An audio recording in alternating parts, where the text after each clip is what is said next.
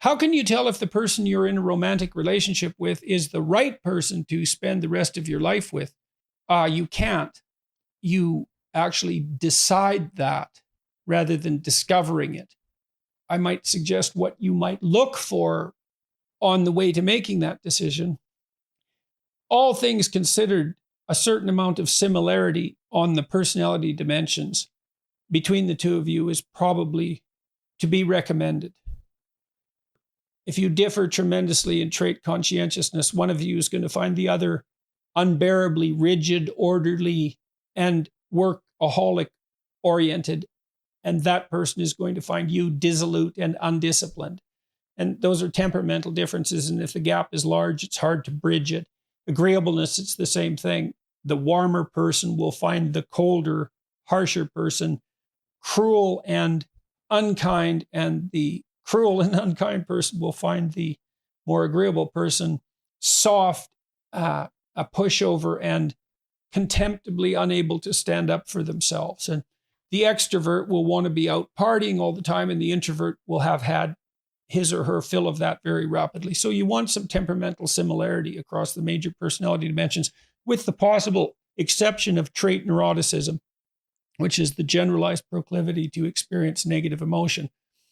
I would suggest that a person high in neuroticism seek out someone low or very low, because if, first of all, neuroticism is one of the best predictors of unhappiness in a relationship. And so if you're both high in neuroticism, you're very likely to be unhappy in the relationship. And it's highly probable that the person who's higher in neuroticism needs the stabilizing influence of someone who's lower. So then I would say, well, this is based on my clinical observations as well as the experiences of my life. I think it's necessary, or at least highly desirable, that you find the person that you're with sexually attractive. And that's somewhat ineffable.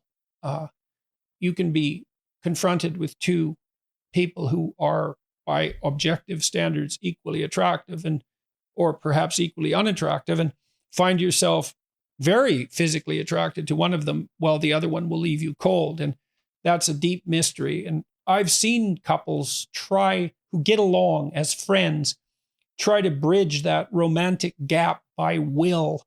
And I haven't really seen it be successful. So I think you need that spark that ignites sexual passion. Then you have to ask yourself if you can trust the person, if there are activities that you can share with them that would make up a life. If you're oriented in approximately the same direction with regard to your goals, especially important goals, career and children being foremost among them, if you think you could come to some agreement about how the economic resources could be distributed, or at least how that might be negotiated, if you can negotiate with the other person, and again, if you can trust them. And I would say of all those, trust is the most crucial component, maybe followed by the ability to negotiate.